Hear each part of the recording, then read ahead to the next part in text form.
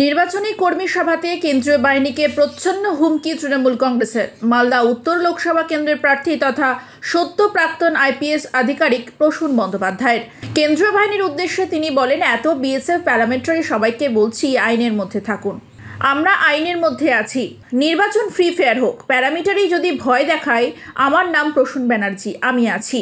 তৃণমূল কংগ্রেসের কর্মীদের উদ্দেশ্যে তিনি বলেন, স্কুলেই বসিয়ে রাখতে হবে, তাদের জল টল দেবেন, ওদেরকে অযত্ন করবেন না, ওরা চাকরি টাকরি করে, শুধু বলবেন প্রসূন ব্যানার্জি খেলতে এসেছে। আর কি বলেছেন শোনাবো আপনাদের। লোক আছে, এ তো বিএসএফ প্যারামিলিটারি সবাইকে শুধু একটাই কথা বলছে, আপনি আইনের মধ্যে থাকুন, আমরাও আইনের মধ্যে আছি, নির্বাচন শান্তিপূর্ণ হোক, ফ্রি ফেয়ার হোক, প্যারামিলিটারি যদি ভয় দেখায়, আমার নাম প্রসূন ব্যানার্জি, मैं हूं ना।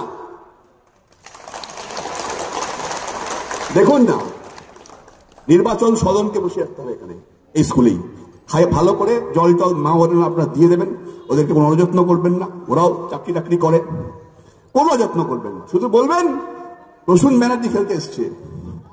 বুটের দপদপানি AK-47 SLR দিয়ে কিছু লাভ নেই, ডাকছি ঢুকবে আধ ঘন্টার মধ্যে, বুঝে নেবে, সব গ্রেনেড বুঝে নেবে, আইন কানুন অবজারভার বুঝে নেবে, সবাইকে সম্মান দেবেন, প্রতিপক্ষকে সম্মান দেবেন, ও কথা বলবেন না, আধিকারিকদের সম্মান দেবেন, ফোর্সকে সম্মান ততক্ষণ দেবেন যতক্ষণ সে আপনাকে সম্মান দিচ্ছে, আপনার গণতান্ত্রিক অধিকারে হাত দিচ্ছে না, না হলে গণতান্ত্রিক প্রতিবাদও হবে। সেই প্রতিবাদটা আমার উপর ছেড়ে দিন, রাস্তায় নামবো, অবরুদ্ধ হয়ে যাবে সবকিছু, ভারতবর্ষ দেখবে ইলেকশনটাকে বলে, ওল্ড মালদাকে সারাদিন দখল করতে হবে, তাহলে মাঠে প্রসূন ব্যানার্জি, একদিকে সমর্থ, একদিকে রহিম বক্সি, খেলা হবে।